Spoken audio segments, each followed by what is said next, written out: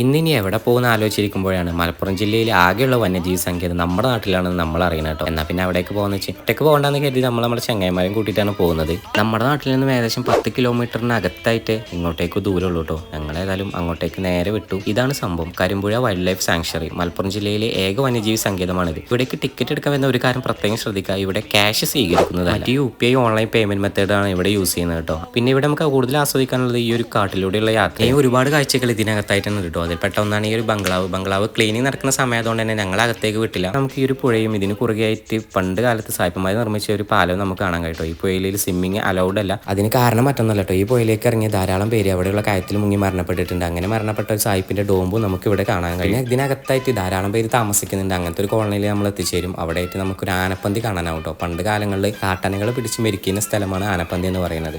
ഇതാണ് സംഭവം. ഈ കൂട്ടിനകത്ത് ആനകളെ ഇട്ട് മെരുക്കിയെടുക്കുകയായിരുന്നു പതിവ്. അതും കൂടെ കഴിഞ്ഞപ്പോഴേക്കും ഏകദേശം അവിടുത്തെ കാഴ്ചകളൊക്കെ കണ്ടു കഴിഞ്ഞു. പിന്നെ പുറത്തല്ല വെയിലായതുകൊണ്ട് തന്നെ നമുക്ക് ഇതിനകത്ത് പ്രവേശിച്ചപ്പോൾ തണുപ്പൊക്കെ കിട്ടിയിരുന്നു. ആ കാരണം കൊണ്ട് തന്നെ കുറേ നേരം അങ്ങോട്ടും ഇങ്ങോട്ടും നടന്നു. നിങ്ങൾക്ക് ഫാമിലി ആയിട്ടൊക്കെ വന്ന് എൻജോയ് ചെയ്യാൻ പറ്റിയ ഒരു കിടിലൻ പ്ലേസ് തന്നെയാണ് ഇത്. 110 രൂപയാണ് ഇൻക്ലൂഡിങ് നമ്മുടെ വെഹിക്കിൾ അടക്കം നമുക്ക് ടിക്കറ്റ് ചാർജ് വന്നിട്ടുള്ളത്. പിന്നെ അവിടെ നിന്ന് അധികം സമയം കളയാനെന്ന് വെച്ചാൽ ഞങ്ങൾ പുറത്തിറങ്ങിയപ്പോഴേക്കും നല്ല ക്ഷീണം ഉണ്ടായിരുന്നു. പിന്നെ പുറത്തുനിന്ന് ഒരു ജ്യൂസും കുടിച്ച് നേരെ നാട്ടിലേക്ക് തന്നെ പോന്നിട്ടോ. പിന്നെ അവിടെ എത്തി കുറച്ച് നേരം ചെങ്ങായിമാരോടൊപ്പം അപ്പോഴേക്കും ഇന്നത്തെ ദിവസം തീരുമാനമായിരുന്നു. അപ്പോൾ പുതിയൊരു വീഡിയോയിൽ കാണുന്നവരെ ബൈ.